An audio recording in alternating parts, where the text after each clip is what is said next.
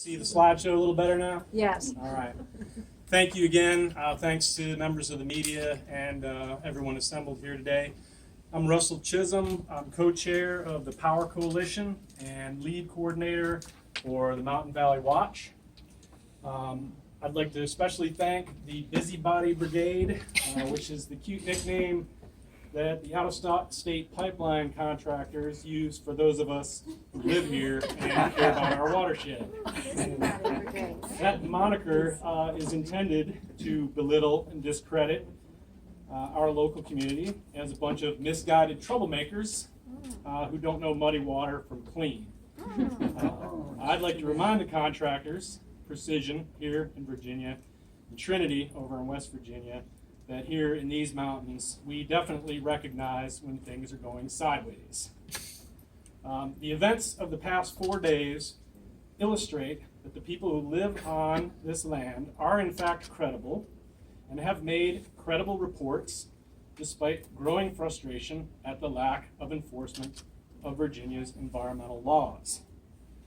Those reports include everything from dirty streams to clogged water filters to mudslides, and I encourage every resident to continue to document and report erosion and sedimentation issues to both Mountain Valley Watch and Virginia DEQ or West Virginia DEP.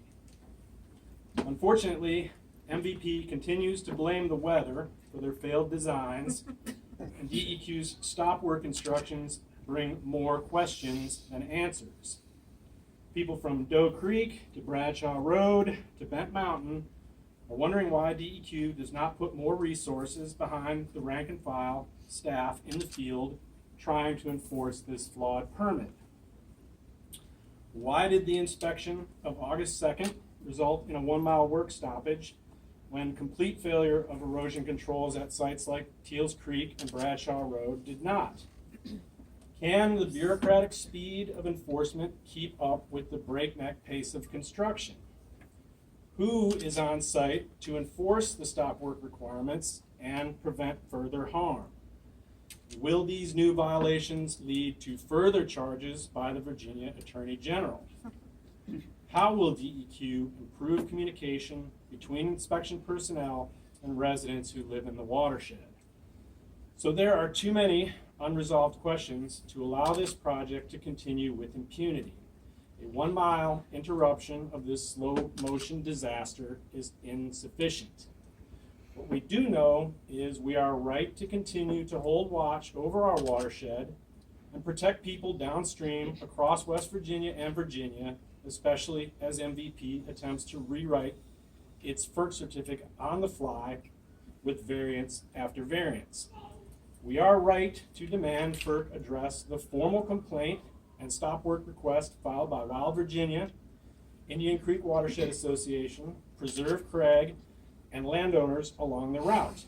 We are right to demand that FERC and the United States Fisheries and Wildlife Service obey federal law by reinitiating formal consultation regarding impacts to endangered species like the Roanoke log perch and the candy garter.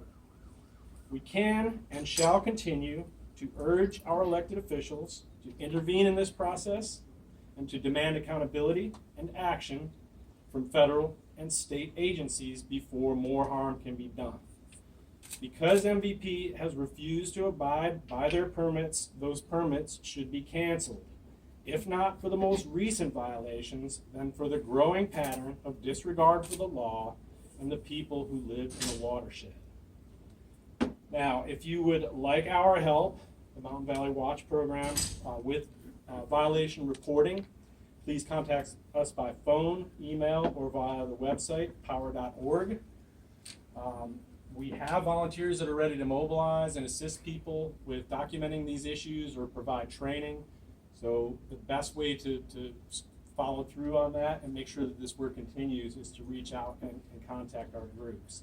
I'd like to say thank you again to the diligent volunteers across West Virginia and Virginia for your countless hours of water protection, and we'll open it up now to hear from some other folks in the community. And Frida has a slideshow to show some images of some of the damage.